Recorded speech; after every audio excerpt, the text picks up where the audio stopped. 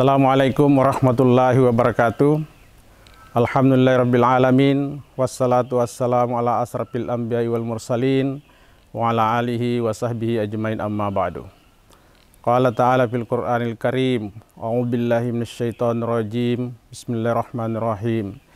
Ya ayyuhan nas, inna khalaqnakum min dzakarin wa untha wa ja'alnakum syu'uban wa qabaila lita'arafu inna akramakum indallahi atqakum.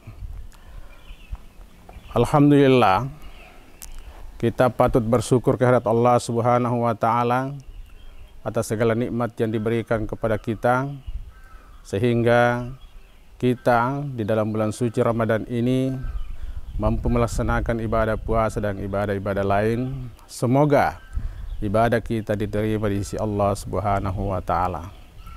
Salam dan salawat kita kirimkan kepada Rasulullah Sallallahu Alaihi Wasallam, Rasul yang diberi amanah oleh Allah Subhanahu wa Ta'ala untuk menyampaikan risalah kenabian, risalah ilahiyah dalam upaya untuk menyelamatkan umat manusia, baik dalam kehidupannya di dunia maupun dalam kehidupannya di akhirat kelak. Para pemirsa yang budiman yang saya hormati, di dalam membangun suatu bangsa atau negara, tidaklah semudah membalikkan telapak tangan. Harus ada kiat-kiat yang dilakukan oleh pemerintah, oleh masyarakat, oleh bangsa itu sendiri. Seperti apa yang dilakukan oleh Rasulullah Sallallahu Alaihi Wasallam ketika membangun negara Madinah. Kiat-kiat itu antara lain adalah adanya moderasi beragama di antara penduduk dan masyarakat bangsa itu, khususnya pada saat Madinah didirikan sebagai sebuah negara oleh Rasulullah. Moderasi beragama telah dicanangkan oleh Rasulullah Sallallahu Alaihi Wasallam dengan membangun 3 pilar persaudaraan. Ketiga pilar tersebut ialah, yang pertama adalah ukhuwah Islamiyah.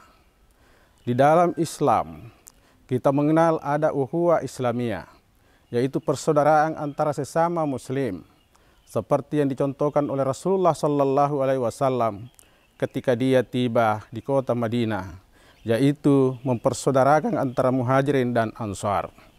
Di dalam Al-Quran dikatakan, innamal mu'minuna ikhwah fa aslihu baina ahawaikum wattaqullaha la'allakum turhamun. Sesungguhnya orang-orang yang beriman itu bersaudara.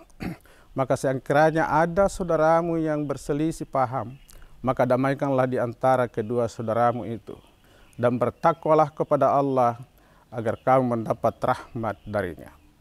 Ini menandakan bahwa aliran apapun di dalam Islam, sepanjang mengakui Allah dan Rasulullah Sallallahu Alaihi Wasallam sebagai nabinya, maka dia adalah bersaudara seiman. Olehnya itu, kaum muslimin dan muslimah, para pemirsa yang budiman, mari kita membina ukhuwah Islamiyah ini agar kehidupan keberagaman kita atau intern umat beragama di dalam Islam terjamin dengan baik. Yang kedua adalah ukhuwah wataniyah, persaudaraan antar sesama anak bangsa. Ini juga telah dicontohkan oleh Rasulullah Sallallahu Alaihi Wasallam. Ketika dia ingin mendirikan kota Madinah, dia mengundang semua unsur-unsur yang ada di kota Madinah, semua penduduk kota Madinah, baik yang muslim maupun non-muslim, sehingga menciptakan suatu dasar negara Madinah yang disebut dengan Piagam Madinah atau Piagam Rasulullah. Isi daripada Piagam Madinah itu kurang lebih 47 pasal. Di antara pasal itu ialah bahwa semua penduduk Madinah wajib saling menghormati, saling menghargai antar sesama di dalam beragama.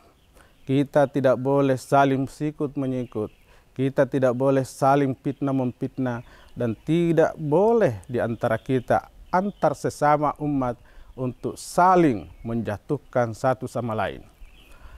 Yang kedua, isi dari perjanjian itu adalah semua warga Madinah wajib mempertahankan kota Madinah dari serangan musuh, baik dari kaum apapun juga, tapi itu dipentingkan di dalam rangka untuk memperkuat kota Madinah. Dan yang ketiga, Rasulullah Shallallahu Alaihi Wasallam ditunjuk sebagai pemimpin negara Madinah atau negara Islam pertama oleh penduduk Madinah.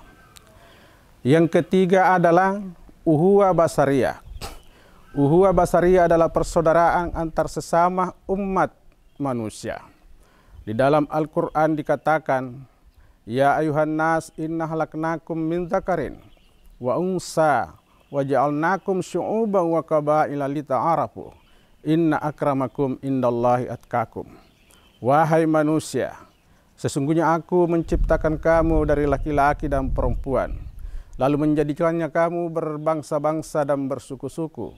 Untuk apa? Untuk kita saling kenal mengenal di antara kita. Dan sesungguhnya yang paling mulia di sisi Allah hanyalah orang-orang yang bertakwa. Rasulullah Shallallahu Alaihi Wasallam telah mempraktekkan itu, bahwa kita sesama umat manusia harus bersaudara.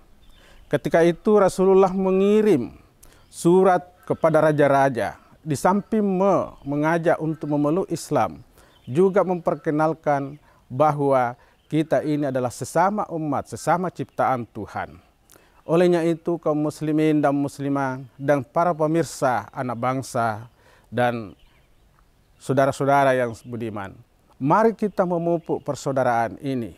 Mari kita memupuk persaudaraan ini. Mari kita memupuk persaudaraan ini. Karena persaudaraan inilah yang menyebabkan kita akan menjadi kuat. Negara akan menjadi kuat. Kita tidak perlu saling memfitnah. Kita tidak perlu saling mencurigai. Tetapi dengan persaudaraan ukhuwah ini, mari kita supaya negara kita kuat, aman, dan tentram. Islam telah mempraktekkan itu mulai zaman Nabi. Dan saya kira kita bangsa Indonesia di dalam Undang-Undang Dasar Negara Republik Indonesia sudah dicantumkan itu. Olehnya itu tidak ada alasan bagi kita untuk tidak saling menghormati antar sesama anak bangsa. Demikian apa yang saya sampaikan. Mohon maaf atas segala kekurangan.